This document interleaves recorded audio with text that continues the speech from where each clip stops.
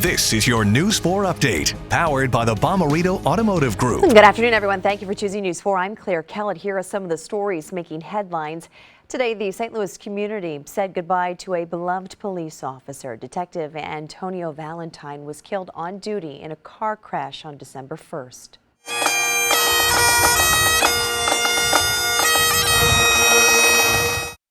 Earlier today, family, friends, and fellow officers filed inside the Cathedral Basilica in the Central West End.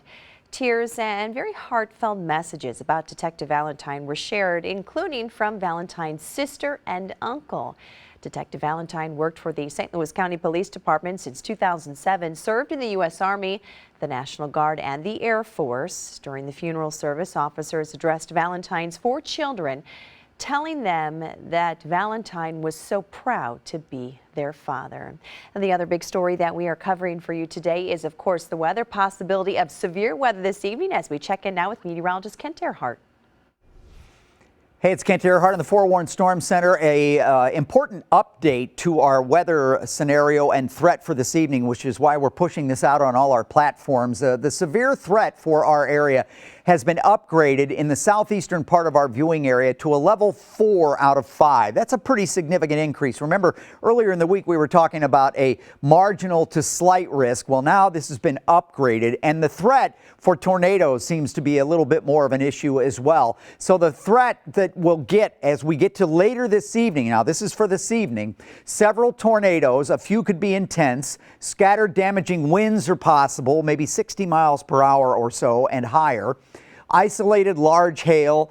Anytime you get thunderstorms, you can get frequent lightning as well as at least briefly heavy rain. And if you get repeated sessions with these thunderstorms, then the rain could be an issue. But it's the tornadoes primarily that are a big concern. Most of the afternoon is typically going to be just cloudy and rain at times. We don't really expect much in the way of thunderstorms. South winds are going to be busy at about 15 to 20 miles per hour as we go through the afternoon. So here's the super predictor at 1 o'clock in this afternoon. And again, these are just showers, garden variety showers, not so much in the way of thunderstorms. So at 5 o'clock, we begin to see some elements that could be bubbling up into thunderstorms, and certainly by 8 o'clock this evening, it's apparent that some locally heavy rain and potentially some thunderstorms could be forming, as well as these individual storms that could generate tornadoes. Even as we get to 10 o'clock and midnight, still a chance for showers and thunderstorms, although it appears as though by then maybe the severe risk has slipped off to the east more so, but we have to be on guard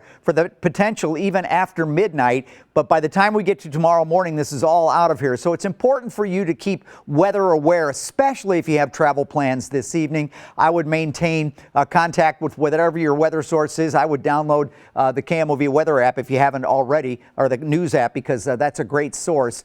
Tomorrow, windy, some sun in the afternoon. Will be windy early in the day, and the wind will taper off later in the day. Warming up a little bit on Sunday, breezy on Monday, and 59 degrees, and you can see those temperatures warm up back to the 70s by Wednesday of next week.